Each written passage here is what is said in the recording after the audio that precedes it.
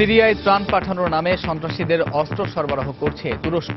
অভিযোগ, দামেস্কের আলেপ্পোয় আটকা পড়েছে লাখো সিরীয়। ইরাকের ফাল্লুজায় মার্কিন জোটের বিমান হামলায় আইএস কমান্ডার সহ নিহত ৭০। বেসামরিক নাগরিক হতাহতের ঘটনায় জাতিসংঘের উদ্বেগ।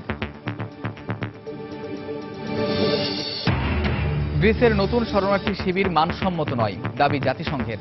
ইউরোপের অন্যান্য দেশে প্রবেশের সুযোগ চাইলেন অভিবাসন প্রত্যাশীরা।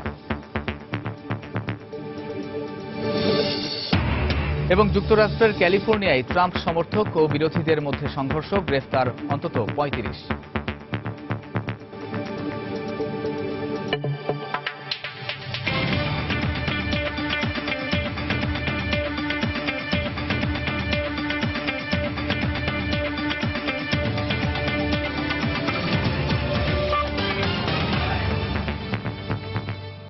আন্তর্জাতিক সময়ের সঙ্গে আছি আমি কামরুজ্জামান মামুন।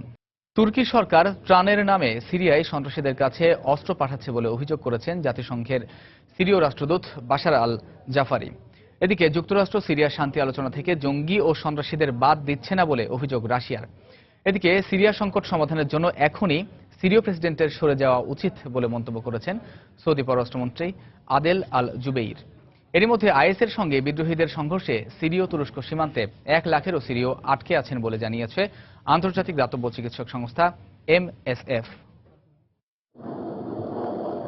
সিরিয়ায় বিরোধীদের উপর সরকারি বাহিনীর বিমান হামলা চলছে। সংঘাত ও সংঘর্ষে ক্ষতবিক্ষত দেশটিতে দেখা যাচ্ছে না কোনো যুদ্ধবিরতির লক্ষণও। শনিবার অনলাইনে প্রকাশিত এক ভিডিওতে দেখা যায় আলেপ্পোর উত্তর পশ্চিমাঞ্চলীয় হায়ান এলাকায় কয়েক দফা হামলা চালায় সিরীয় সামরিক বাহিনী। এ হামলায় বহু হতাহত হয়েছে বলে দাবি করা হয় ভিডিওতে। জাতিসংঘে নিযুক্ত সিরীয় রাষ্ট্রদূত বাশার আল জাফারি অভিযোগ করেছেন, ত্রাণ সহায়তার আড়ালে সিরিয়ায় জঙ্গিদের অস্ত্র সহায়তা দিচ্ছে তুরস্ক। এ ব্যাপারে কার্যকর ব্যবস্থা নিতে জাতিসংঘের প্রতি আহ্বান জানান তিনি।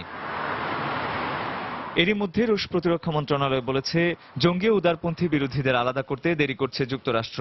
এক সংবাদ সম্মেলনে মুখপাত্র সের্গেই রুৎস্কয় বলেন, এ কারণে সিরিয়ায় একটি স্থায়ী যুদ্ধবিরতি আনা সম্ভব হচ্ছে না। আল নুসরা ও আহরাল আল শামের মতো জঙ্গি সংগঠনগুলোকে কালো তালিকাভুক্ত করতে দেরি করছে যুক্তরাষ্ট্র। যুদ্ধবিরতির আড়ালে ওরা মূলত নিজেদের সংগঠিত করছে। এখন ওরাই সিরিয়া জুড়ে সন্ত্রাসের রাজত্ব কায়েম করছে। জাফারির এই মন্তব্যের মধ্যে সৌদি পররাষ্ট্রমন্ত্রী আদেল আল জুবেইর বলেছেন, সিরীয় প্রেসিডেন্ট বাশার আল আসাদ ক্ষমতা না ছাড়লে দেশটিতে শান্তিপূর্ণ রাজনৈতিক সমাধান আসবে না। এ পরিস্থিতিতে আন্তর্জাতিক দাতব্য চিকিৎসক সংস্থা MSF জানিয়েছে, সিরিয়া তুরস্ক সীমান্তে আলেপ্পো প্রদেশের আজাজ ও মারিয়া শহরের কাছে ১ লাখেরও বেশি সিরীয় আটকে আছে। আইএস জঙ্গিদের সাথে আজাজ ও এর আশপাশের এলাকায় বিদ্রোহী সংগঠনগুলোর তুমুল লড়াইয়ের মধ্যে আটকে আছে তারা। রঞ্জন শুভ্র, সময় সংবাদ। সিরিয়ায় আল কায়েদা সমর্থিত জঙ্গি গোষ্ঠী আল নুসরাকে তুরস্ক অব্যাহতভাবে অস্ত্র সহায়তা দিয়ে আসছে বলে অভিযোগ করেছে রুশ সামরিক বাহিনী। একই সঙ্গে জঙ্গি গোষ্ঠীটি সিরীয় সরকার এবং বিদ্রোহীদের মধ্যে যুদ্ধবিরতিকে কাজে লাগিয়ে বিভিন্ন পক্ষে মিশে গিয়ে সেসব পক্ষের মধ্যে বিরোধ আরও বাড়াচ্ছে বলেও অভিযোগ করা হয়। শুক্রবার মস্কোয় সাংবাদিকদের একথা জানান লেফটেন্যান্ট জেনারেল সের্গেই রুডিস্কোই। এ সময় আল নুসরার বিভিন্ন সন্ত্রাসী তৎপরতা নিয়ে আরও অনেক দেশ অভিযোগ জানানোর পাশাপাশি জঙ্গি গোষ্ঠীটি সম্পর্কে রাশিয়ার নেতিবাচক ধারণার প্রতিও তারা একমত পোষণ করেছেন বলেও এ সময় রুশ সামরিক বাহিনীর পক্ষ থেকে জানানো হয়।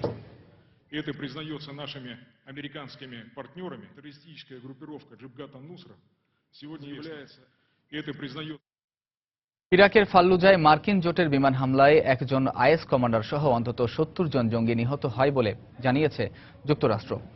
শহরটিতে আইএস বিরোধী চলমান অভিযানের মধ্যে জঙ্গি গোষ্ঠীটির হাতে বেসামরিক নাগরিক হত্যা আশঙ্কাজনক হারে বেড়েছে বলে জানিয়েছে জাতিসংঘ। এদিকে ফাল্লুজা শহর পুনরুদ্ধারে চলমান অভিযানে বেসামরিক নাগরিকদের নিরাপত্তা নিশ্চিত করার আহ্বান জানিয়েছেন দেশটির শিয়া সম্প্রদায়ের সর্বোচ্চ ধর্মীয় নেতা আয়াতুল্লাহ আলী আল সিস্তানি। আইএসের কাছ থেকে ইরাকের ফাল্লুজা শহর পুনরুদ্ধারে শুরু হওয়া সামরিক অভিযানের ৫ দিন পেরিয়ে গেলেও দুপক্ষের মধ্যে চলছে রক্তক্ষয়ী সংঘর্ষ। শহরটিতে ইরাকি বাহিনী, কুর্দি ও আরব যোদ্ধাদের যৌথ অভিযানে সহযোগিতা করছে মার্কিন জোট। এরই ধারাবাহিকতায় ফাল্লুজায় গত ৪ দিনে মার্কিন জোটের ২০ দফা বিমান হামলায় মাহের আল বিলাবি নামের একজন আইএস কমান্ডার সহ অন্তত ৭০ জন নিহত হয়। একই সঙ্গে জঙ্গি গোষ্ঠীটির বেশ কয়েকটি আস্তানা ধ্বংস করার কথা জানান মার্কিন সামরিক বাহিনীর একজন মুখপাত্র। আইএস সদস্যদের পাশাপাশি ফাল্লুজায় চলমান অভিযানে এরই মধ্যে বেশ কয়েকজন বেসামরিক নাগরিকও প্রাণ হারিয়েছেন। এ অবস্থায় যুদ্ধের কবলে পড়ে নিরাপরাধ লোকজনের প্রাণহানির ঘটনায় উদ্বেগ জানিয়েছে জাতিসংঘের শরণার্থী বিষয়ক সংস্থা UNHCR। ফাল্লুজার বাসিন্দাদের মধ্যে বহু পুরুষের পাশাপাশি অনেক শিশুও আইএস এর হয়ে যুদ্ধ করতে রাজি না হওয়ায় তাদেরকে হত্যা করা হচ্ছে। শুধু তাই নয়, আমরা এমন তথ্যও পেয়েছি যারা শহর ছেড়ে পালাতে গিয়ে আইএস এর হাতে ধরা পড়ছেন তাদেরকেও হত্যা করা হচ্ছে, এমনকি হাত পা ভেঙে পঙ্গু করে ফেলা হচ্ছে। আইএস নিয়ন্ত্রিত আরব শহর মোসুলেও সম্প্রতি বিদ্রোহীদের সঙ্গে জঙ্গিদের সংঘর্ষ বেড়ে যাওয়ায় সেখানকার প্রায় 4000 বাসিন্দা এরই মধ্যে সীমান্ত অতিক্রম করে সিরিয়ায় পাড়ি জমানোর খবরেও উদ্বেগ জানিয়েছে জাতিসংঘ। একই সঙ্গে আরো অন্তত 50,000 বাসিন্দা শহর ছেড়ে সিরিয়ায় পালিয়ে যাওয়ার অপেক্ষায় রয়েছে বলেও জানানো হয়।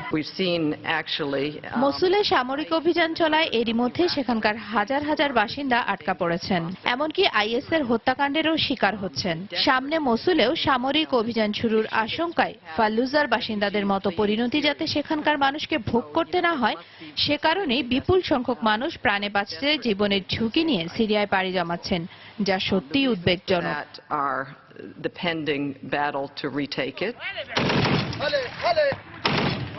এদিকে ফাল্লুজা সহ আইএস নিয়ন্ত্রিত অন্যান্য শহরে জঙ্গি গোষ্ঠীটির হাত থেকে বেসামরিক নাগরিকদের রক্ষার পাশাপাশি তাদের নিরাপত্তা নিশ্চিত করতে ইরাকি বাহিনীর প্রতি আহ্বান জানিয়েছেন দেশটির শিয়া নেতা আয়াতুল্লাহ আলী আল সিস্তানি। শুক্রবার কারবালায় জুম্মার নামাজ শেষে এই আহ্বান জানান তার মুখপাত্র আহমেদ আল সাফি। শত্রুর বিরুদ্ধে লড়াইয়ের চেয়ে শত্রুর হাত থেকে সাধারণ মানুষের জীবন রক্ষা করা বেশি জরুরি। আর এই কারণেই সেখানকার বাসিন্দাদের প্রাণ রক্ষায় যা যা করণীয় তার সবকিছুই করতে ইরাকের সাহসী যোদ্ধাদের প্রতি আহ্বান জানাচ্ছি আমরা। এদিকে ইরাক সরকারের দুর্নীতি আর দেশজুড়ে নিরাপত্তা পরিস্থিতির অবনতির প্রতিবাদে শুক্রবারও রাজধানী বাগদাদের গ্রিন জোনে সরকার বিরোধী শিয়া সমর্থকদের বিক্ষোভ অব্যাহত থাকে। এদিন নিরাপত্তা বেষ্টনী ভেদ করে গ্রিন জোনে সুরক্ষিত এলাকায় প্রবেশের চেষ্টা করলে দ্বিতীয়বারের মতো বিক্ষোভকারীদের সঙ্গে পুলিশের ব্যাপক সংঘর্ষ হয়। রিয়াদুল ইসলাম, সময় সংবাদ। গ্রিসে চালু হওয়া নতুন আশ্রয় কেন্দ্রটি মানসম্মত নয় বলে দাবি করেছে জাতিসংঘের শরণার্থী বিষয়ক সংস্থা UNHCR। কর্তৃপক্ষের চাপে ইদোমেনি ছেড়ে এখানে বাধ্য হলেও অপর্যাপ্ত সুযোগ সুবিধা আর ঘনবসতির কারণে ক্যাম্প ছেড়েছেন অনেকে। এমন অবস্থায় ইদোমেনির মতো আরও অস্থায়ী শরণার্থী শিবির গড়ে উঠতে পারে বলে ধারণা মানবাধিকার সংগঠনগুলোর। অন্যদিকে সরকারি আশ্রয়কেন্দ্রে স্থানান্তরের পরিবর্তে ইউরোপের অন্যান্য দেশে প্রবেশের সুযোগ সৃষ্টির দাবি গ্রিসে অবস্থান করা শরণার্থীদের। শরণার্থীদের সরিয়ে নেওয়ার কাজ শেষ হয়েছে একদিন আগেই। চলছে পরিষ্কার পরিচ্ছন্নতার কাজ। গ্রিসের ইদোমেনির এই খোলা মাঠে সপ্তাহখানেক আগেও বসবাসকারী 8000 মানুষের তাঁবুসহ তাদের রেখে যাওয়া জিনিসপত্রগুলো ফেলা হচ্ছে ময়লা আবর্জনার ভাগাড়ে। অস্বাস্থ্যকর পরিবেশ আর অপর্যাপ্ত সুযোগ সুবিধা সত্ত্বেও ইদোমেনি ছাড়তে রাজি ছিল না অনেক শরণার্থী। কর্তৃপক্ষের চাপে এলাকা ছাড়লেও মাত্র 20 কিলোমিটার দূরের এক গ্যাস স্টেশনে আশ্রয় নিয়েছে অনেকে। উন্নত সুযোগ সুবিধার কথা বলে আনা হলেও নতুন আশ্রয় কেন্দ্রে শরণার্থী ব্যবস্থাপনার মান নিয়ে সন্তুষ্ট নয় মানবাধিকার সংস্থাগুলো। ধারণ ক্ষমতার চেয়েও বেশি মানুষকে এখানে রাখায় ক্যাম্প ছেড়ে চলে গেছেন অনেকে।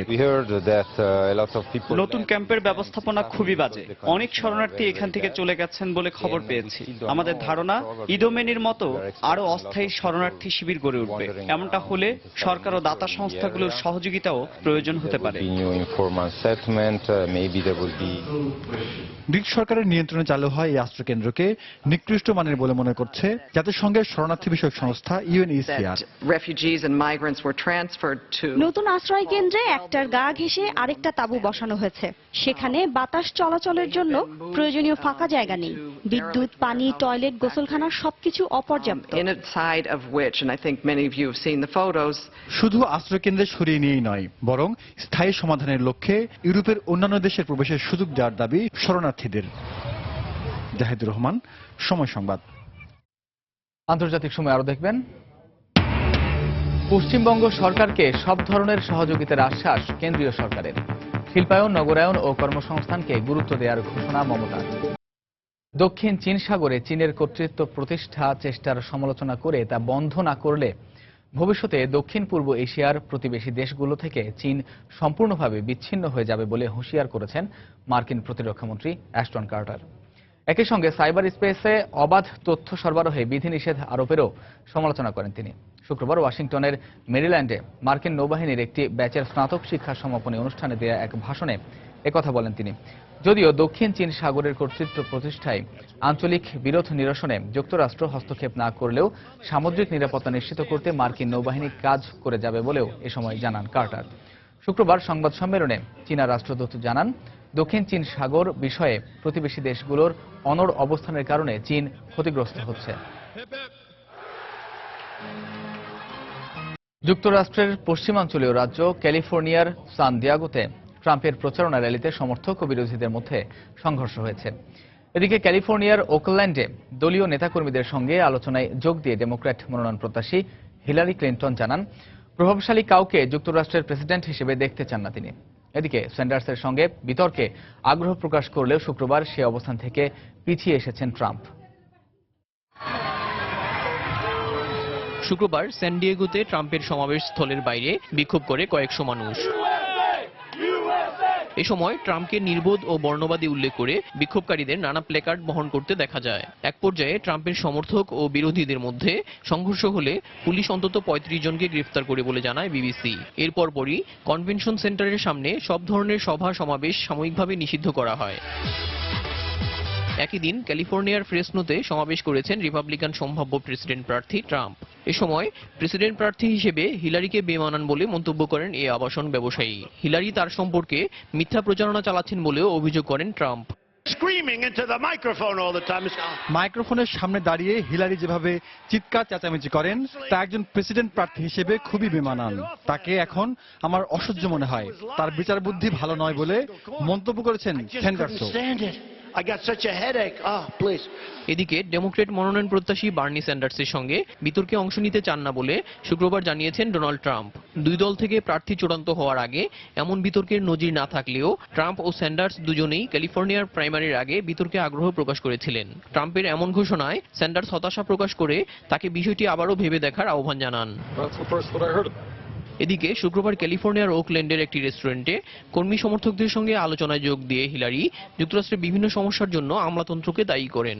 ডেমোক্র্যাট নেতাদের সঙ্গে নানা বিষয়ে আলোচনার পাশাপাশি সাবেক ফার্স্ট লেডি জানান, সাধারণ মানুষকে অগ্রাহ্য করেন এমন কোন প্রভাবশালীকে যুক্তরাষ্ট্রের প্রেসিডেন্ট হিসেবে দেখতে চান না তিনি। নির্বাচনে জিতে যুক্তরাষ্ট্রের আমলাতান্ত্রিক জটিলতা দূর করে সাধারণ মানুষের জন্য কাজ করতে চাই আমরা। হোয়াইট হাউসের ক্ষমতা ব্যবহার করে মুষ্টিমেয় কিছু মানুষকে সুবিধা দেবেন এমন কেউ যেন প্রেসিডেন্ট না হয় তা নিশ্চিত করতে হবে।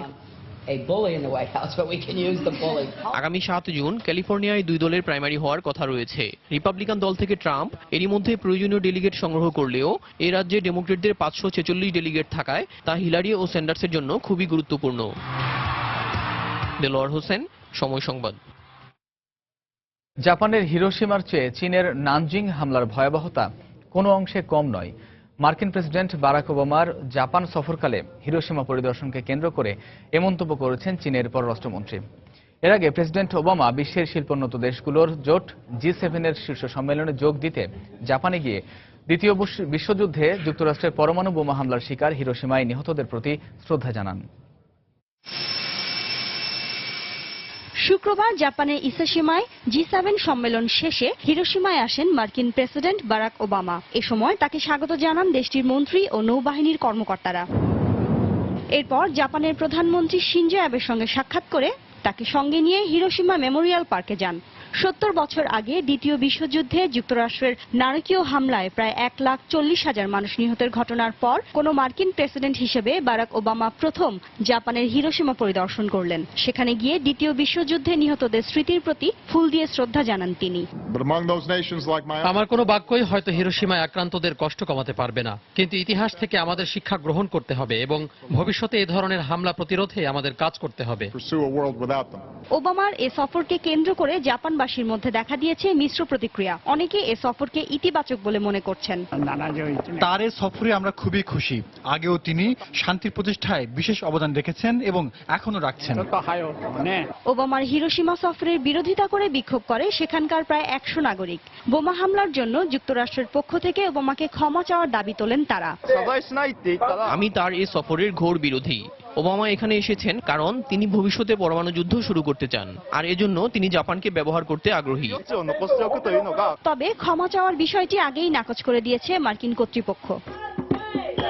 এদিকে মার্কিন প্রেসিডেন্টের হিরোশিমা সফরের জের ধরে বিশ্ববাসীকে নানজিং হত্যাযজ্ঞের কথা স্মরণ করিয়ে দিয়েছে চীন। হিরোশিমা বিশ্ববাসীর মনোযোগ আকর্ষণের কেন্দ্রবিন্দু। নানজিংয়ে এর চেয়ে বেশি ধ্বংসযজ্ঞ চালানো হয়েছিল, তাই নানজিংয়ের কথা ভুললে চলবে না। ওই হামলার শিকাররাও সহানুভূতি পাওয়ার যোগ্য, এর দায় এড়াতে পারেন না। 1937 সালের ডিসেম্বরে জাপানের সামরিক বাহিনী নানজিংয়ে গণহত্যা চালায়। 6 সপ্তাহ ধরে চলা ওই আগ্রাসনে চীনের 3 লাখ মানুষ নিহত হয়। শিরিন আক্তার, সময় সংবাদ। ঐতিহাসিক এশিয়া সফর শেষে দেশে ফিরেছেন মার্কিন প্রেসিডেন্ট বারাক ওবামা। স্থানীয় সময় শুক্রবার মেরিল্যান্ডে অবতরণ করে ওবামাকে বহনকারী বিশেষ বিমান।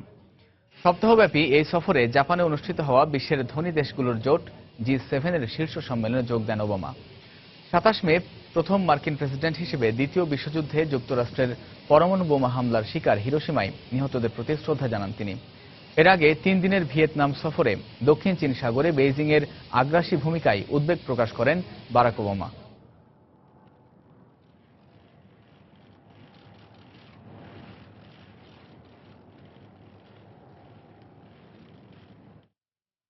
রাশিয়ার উপর ইউরোপীয় ইউনিয়নের অবরোধ আরোপের সিদ্ধান্তের নিন্দা জানিয়েছেন গ্রিক প্রধানমন্ত্রী অ্যালেক্সিস চিপ্রাস। শুক্রবার এথেন্সে রুশ প্রেসিডেন্ট ভ্লাদিমির পুতিনের সঙ্গে বৈঠকের পর এক যৌথ সংবাদ সম্মেলনে এ অভিমত ব্যক্ত করেন তিনি।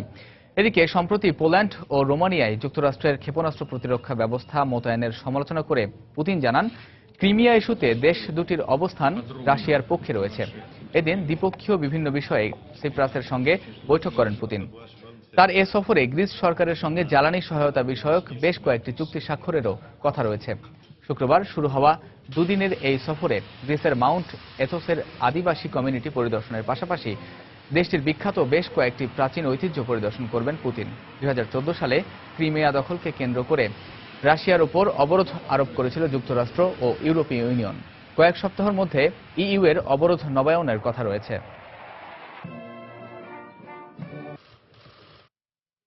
আন্তর্জাতিক সময় আরো যা দেখবেন, সমঝোতা না হওয়ায় এ বছর ইরানের নাগরিকদের হজে যাওয়া নিয়ে সংশয়। শর্ত মানতে সৌদি আরবকে রোববার পর্যন্ত সময় বেঁধে দিল তেহরান। পশ্চিমবঙ্গ সরকারকে সব ধরনের সহযোগিতার প্রতিশ্রুতি দিয়েছেন কেন্দ্রীয় সরকারের অর্থমন্ত্রী অরুণ জেটলি। দ্বিতীয় দফা মুখ্যমন্ত্রীর শপথ অনুষ্ঠান শেষে মধ্যাহ্নভোজে যোগ দিয়ে তৃণমূল কংগ্রেস নেত্রী মমতা বন্দ্যোপাধ্যায়কে এ আশ্বাস দেন জেটলি। রাজনীতির খাতিরে নির্বাচনকালীন বিরোধিতা সত্ত্বেও সাংবিধানিক কাঠামো মেনে কেন্দ্র ও রাজ্যের মধ্যে সহযোগিতামূলক সম্পর্ক বজায় থাকবে। এদিকে শপথ গ্রহণের পর শুক্রবার বিকেলে মন্ত্রিসভার বৈঠক শেষে মমতা বন্দ্যোপাধ্যায় জানান, শিল্পায়ন, নগরায়ন ও কর্মসংস্থানের সুযোগ বৃদ্ধিকে অগ্রাধিকার দেবে তার সরকার।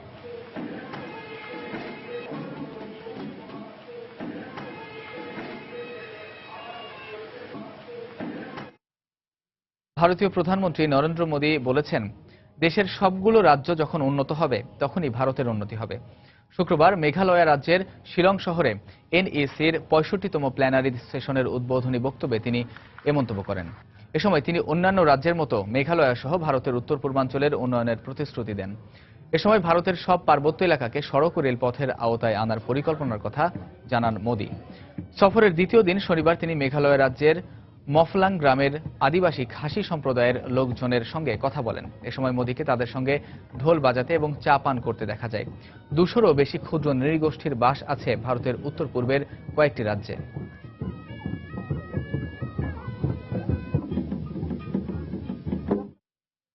ভারতের উত্তরপ্রদেশে দূষিত পানি পান করায় শতাধিক মানুষ অসুস্থ হয়ে পড়েছেন। শনিবার প্রদেশের মাও শহরে এ ঘটনা ঘটে বলে জানায় গণমাধ্যম। প্রথমে শহরের ওস্তুপুরা কলোনির অন্তত 39 জন রোগী স্থানীয় হাসপাতালে ভর্তি হন। এর কিছুক্ষণের মধ্যেই এ সংখ্যা বেড়ে 100 ছাড়িয়ে যায় বলে জানান চিকিৎসকরা। এ অবস্থায় স্থান সংকুলান না হওয়ায় সব রোগীকে চিকিৎসা দিতে হিমশিম খাচ্ছে হাসপাতাল কর্তৃপক্ষ। তবে অসুস্থ ব্যক্তিরা আশঙ্কা মুক্ত বলে জানানো হয়। কী কারণে কলোনির পানিতে দূষণ ছড়িয়ে পড়ে সে বিষয়ে তদন্ত চলছে। ইরান ও সৌদি আরব কোনো সমঝোতায় পৌঁছাতে না পারায় এবছর ইরানের নাগরিকরা সৌদি আরবে হজ করতে যেতে পারবে কিনা তা নিয়ে সংশয় দেখা দিয়েছে। ইরান তাদের সব শর্ত মেনে চুক্তি করতে সৌদি আরবকে রোববার পর্যন্ত সময় বেঁধে দিয়েছে।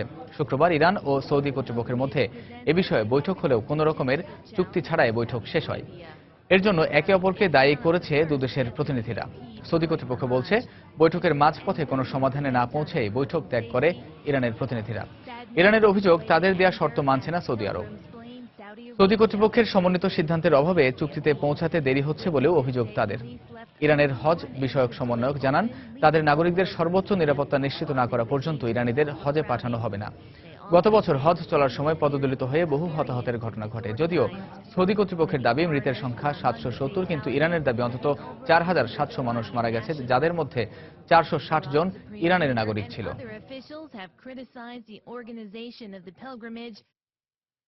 সৌদি সরকারের কাছে গুচ্ছ বোমা রপ্তানি করার অভিযোগ অস্বীকার করেছে যুক্তরাষ্ট্র। ইয়েমেনের বেসামরিক নাগরিকদের ওপর সৌদি নেতৃত্বাধীন জোট যুক্তরাষ্ট্রের তৈরি গুচ্ছ বোমা ব্যবহার করছে মানবাধিকার সংস্থা অ্যামনেস্টি ইন্টারন্যাশনালের এমন অভিযোগের পর তা অস্বীকার করে যুক্তরাষ্ট্র। অ্যামনেস্টি ইন্টারন্যাশনালের দাবি, ইয়েমেনের কয়েকটি গ্রামে তারা যুক্তরাষ্ট্রের তৈরি নিষিদ্ধ গুচ্ছ বোমা দেখতে পেয়েছে। যুক্তরাষ্ট্রের প্রতিষ্ঠান টেক্সট্রন সিস্টেম CBU 104 গুচ্ছ বোমা প্রস্তুত করে। গুচ্ছ বোমা অসংখ্য ছোট ছোট বোমার সমন্বয়ে তৈরি। অনেক সময় বোমাগুলো বিস্ফোরিত না হয়ে 1 মাস অথবা 1 বছর পর গিয়েও বিস্ফোরিত হয়। এসব বোমায় বহু মানুষ হতাহত হয়। সৌদি জোটের হামলায় ইয়েমেনে গত 1 বছরে অন্তত 9500 মানুষ নিহত হয়েছে।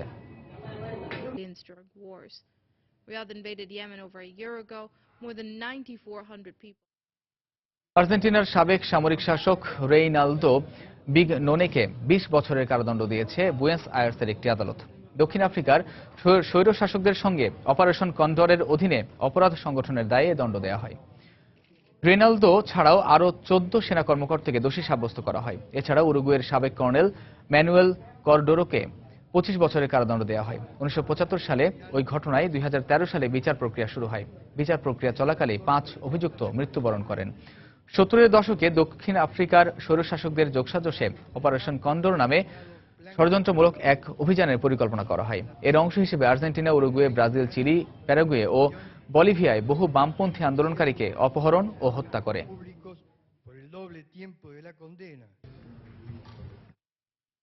ফ্রান্সের শ্রম আইন সংস্কারের সিদ্ধান্ত বাতিল না হওয়া পর্যন্ত বিক্ষোভ কর্মসূচি চালিয়ে যাবার ঘোষণা দিয়েছে দেশটির শ্রমিক সংগঠনগুলো। নতুন আইনের কোনো পরিবর্তন হবে না, ফরাসি প্রেসিডেন্ট ফ্রাঁসোয়া ওলাদের এমন বক্তব্যের পর চলমান ধর্মঘট অব্যাহত রাখার ঘোষণা দেওয়া হলো। এদিকে দাঙ্গা পুলিশের তৎপরতায় দেশটির তেল শোধনাগার এলাকা থেকে বিক্ষোভকারীদের জোরপূর্বক সরিয়ে দেওয়া হলেও কর্মস্থলে যোগ দেয়নি অন্তত 60% শ্রমিক। এমন অবস্থায় দেশের জ্বালানি সংকটের আশঙ্কা করা হচ্ছে। শ্রমিক নেতাদের অভিযোগ, নতুন আইনের অধীনে ছুটি, বেতন, কর্মঘণ্টা সহ অন্যান্য সুযোগ সুবিধার বিষয়ে শ্রমিকদের সঙ্গে স্বেচ্ছাচারী আচরণ বাড়বে। সহজে শ্রমিকদের ছাঁটাই করতে পারবে মালিকপক্ষ। তবে সরকারের পক্ষ থেকে বলা হয়েছে, শ্রমিক আইনের সংস্কারের মধ্য দিয়ে নতুন কর্মসংস্থান সৃষ্টিতে মালিকপক্ষকে উৎসাহিত করা হয়েছে।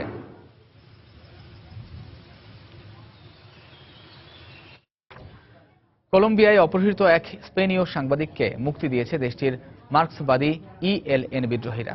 অপহরণের শিকার কলম্বিয়ার আরও 2 সাংবাদিকও মুক্তি পেতে পারেন বলে জানিয়েছেন দেশটির president Juan Manuel Santos. Salud Hernandez নামের ওই স্পেনীয় সাংবাদিক সহ স্থানীয় 2 সাংবাদিককে গেল 20 মে উত্তর পূর্বাঞ্চলীয় সান্তাদের প্রদেশ থেকে অপহরণ করা হয়। মাদক চোরাকারবারীদের তৎপরতা নিয়ে প্রতিবেদন তৈরি করতে ওই এলাকায় প্রবেশ করেছিলেন তারা। মুক্তির পর তাৎক্ষণিক এক প্রতিক্রিয়ায় অপর সহকর্মীদের দ্রুত মুক্তির আশা প্রকাশ করেন সাংবাদিক সালুদ। সাংবাদিক মুক্তির মধ্য দিয়ে সরকার ও ELN বিদ্রোহীদের মধ্যে আলোচনা শুরুর সম্ভাবনা বাড়ল বলে ধারণা বিশেষজ্ঞদের। গেল মার্চে উভয় পক্ষের মধ্যে বৈঠকের কথা থাকলেও অপহরণ ও সরকারি বেশ কয়েকটি স্থাপনায় হামলার ঘটনায় অচলাবস্থার সৃষ্টি হয়।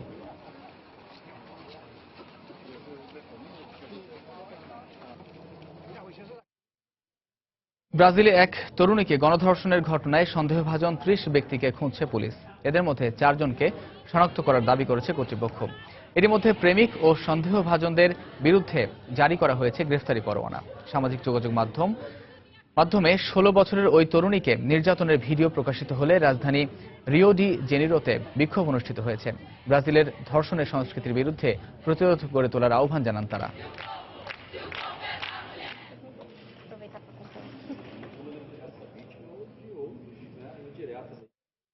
যুক্তরাষ্ট্রের টেক্সাস অঙ্গরাজ্যের বিভিন্ন এলাকায় বেশ কয়েকটি শক্তিশালী টর্নেডো আঘাত এনেছে। এতে বিপুল পরিমাণ গাছপালা ভেঙে পড়ার পাশাপাশি অব্যাহত ভারী বৃষ্টিতে দেখা দিয়েছে আকস্মিক বন্যা। প্রবল বৃষ্টিপাতের কারণে বন্যা দেখা দিয়েছে হিউস্টনের উত্তরাঞ্চলেও। বন্যার পানিতে ভেসে যেতে দেখা গেছে বেশ কয়েকটি গাড়ির পাশাপাশি বহু যানবাহন। টর্নেডো এবং বন্যায় এখন পর্যন্ত হতাহতের কোনো খবর পাওয়া না গেলেও বেশ কয়েকজন নিখোঁজ রয়েছেন বলে জানা গেছে। এর আগে গত মাসে টেক্সাসে একই ধরনের বেশ কয়েকটি টর্নেডোর আঘাতে প্রাণ হারান অন্তত 6 জন।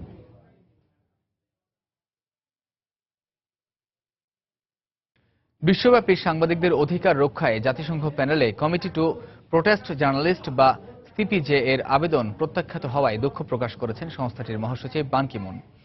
শুক্রবার মহাসচিবের মুখপাত্র ফারহান হক সংবাদ সম্মেলনে বলেন, জাতিসংঘ মহাসচিব বিশ্বাস করেন সাংবাদিকদের এই সংগঠনটি বিশ্বব্যাপী গণমাধ্যমের অধিকার রক্ষায় গুরুত্বপূর্ণ ভূমিকা পালন করে আসছে। পৃথিবীর বিভিন্ন প্রান্তে সাংবাদিকরা পেশাগত দায়িত্ব পালনে বাধার সম্মুখীন হচ্ছেন উল্লেখ করে এর বিরুদ্ধে ব্যবস্থা গ্রহণে সম্প্রতি 19 সদস্যের জাতিসংঘ প্যানেলে আবেদন করে CPJ.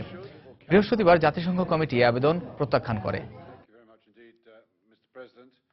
On the 20th of April, the United Nations submitted its interagency extremely concerned, of course. বর্তমানে সাংবাদিকরা বিভিন্ন দেশে নানা বাধার সম্মুখীন হচ্ছেন। তাদের সুরক্ষায় সমর্থনের বদলে জাতিসংঘ কমিটির এমন সিদ্ধান্ত মহাসচিবকে হতাশ করছে। এ প্রত্যাখ্যানের ফলে ভবিষ্যতে সাংবাদিকদের অধিকার রক্ষায় আইনি বৈধতার বিষয়টিও বিঘ্নিত হতে পারে। জিকা ভাইরাসের প্রাদুর্ভাবের কারণে ব্রাজিলে অনুষ্ঠেয় রিও অলিম্পিক গেমস সরিয়ে নেওয়া বা স্থগিত করতে বিশ্বের শতাধিক শীর্ষস্থানীয় বিজ্ঞানীর আহ্বানকে প্রত্যাখ্যান করেছে বিশ্ব স্বাস্থ্য সংস্থা। অক্সফোর্ড হার্ভার্ড বিশ্ববিদ্যালয়ের গবেষক সহ 150 জন বিজ্ঞানীর সই করা এক খোলা চিঠিতে রিও অলিম্পিকের সমস্ত আয়োজন বন্ধে প্রয়োজনীয় ব্যবস্থা নিতে বিশ্ব স্বাস্থ্য সংস্থার প্রতি আহ্বান জানানো হয়। ব্রাজিলে দেশটিতে জিকা শনাক্তের মাত্র 1 বছরের মধ্যে বিশ্বের 7টি দেশে এ ভাইরাসের বিস্তারের ঘটনায় উদ্বেগ প্রকাশ করে চিঠিতে বলা হয়, এমন অবস্থায় অলিম্পিক গেমস এর কার্যক্রম পরিচালনা করা অনৈতিক। ব্রাজিলে পুনরায় পর্যবেক্ষণ দল পাঠানোর পরামর্শ দেন তারা। তবে অলিম্পিক গেমস বিলম্বিত বা স্থানান্তরের উল্লেখযোগ্য কোনো কারণ নেই বলে জানিয়েছে বিশ্ব স্বাস্থ্য সংস্থা। পূর্ব নির্ধারিত শিডিউল অনুযায়ী আগামী 5 আগস্ট পর্দা উঠবে the greatest show on earth খ্যাত রিও অলিম্পিক গেমস 2016।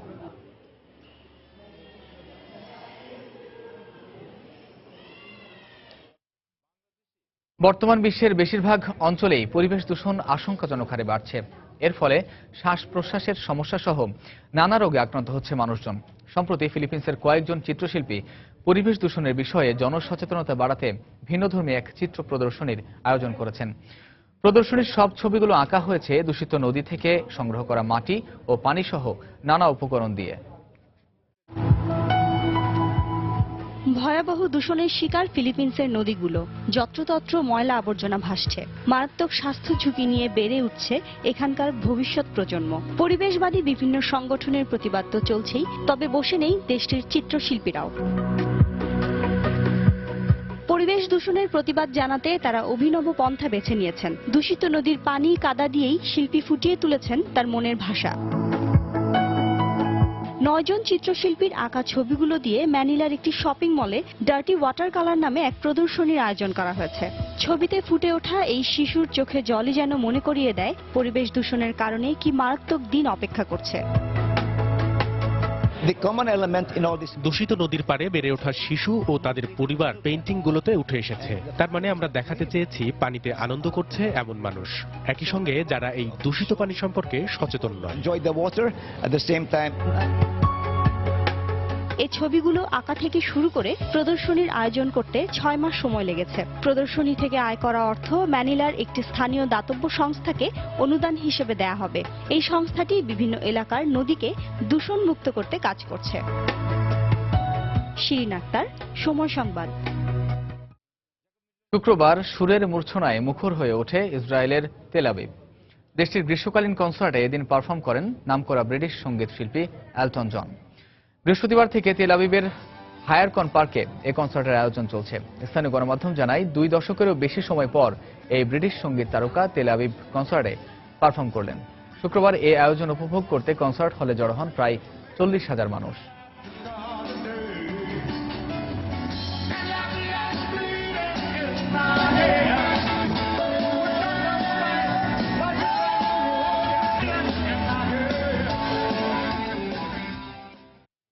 স্ত্রীকে শারীরিক নির্যাতন করার দায়ে অভিযুক্ত হয়েছেন বিশ্বখ্যাত চলচ্চিত্র অভিনেতা জনি ডেপ। শুক্রবার লস অ্যাঞ্জেলেসের এক আদালত জনিকে তার স্ত্রীর কাছ থেকে দূরত্ব বজায় রাখার নির্দেশ দেন। একই দিন বিবাহ বিচ্ছেদের মামলা দায়ের করেন জনির স্ত্রী অ্যাম্বার হেয়ার্ড। অস্কার বিজয়ী অভিনেতা জনির সঙ্গে বিবাহিত জীবনে মাত্র 1 বছরের মাথায় এই সিদ্ধান্ত নেন তিনি। এ সময় তিনি তার মুখে আঘাতের চিহ্ন সহ ছবি, ভাঙা বোতল ও ছবির ফ্রেম ইত্যাদির ছবিও জমা দেন। এদিকে জনির আইনজীবী জানিয়েছেন, অ্যাম্বার জনির কাছ থেকে মোটা অঙ্কের ক্ষতিপূরণ আদায় করার উদ্দেশ্যে শারীরিক নির্যাতনের অভিযোগ তুলেছেন।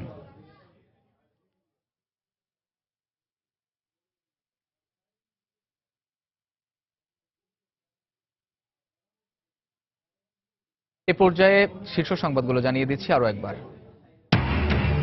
সিরিয়ায় ত্রাণ পাঠানোর নামে সন্ত্রাসীদের অস্ত্র সরবরাহ করছে তুরস্ক। অভিযোগ, দামেস্কের আলেপ্পোয় আটকা পড়েছে লাখো সিরীয়।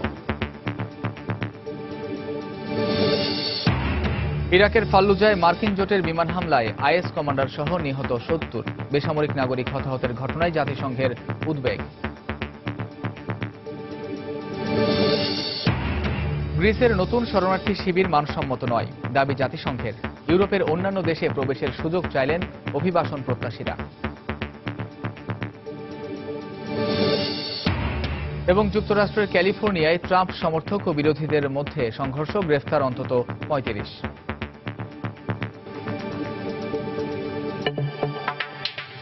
এই ছিল আন্তর্জাতিক সময়।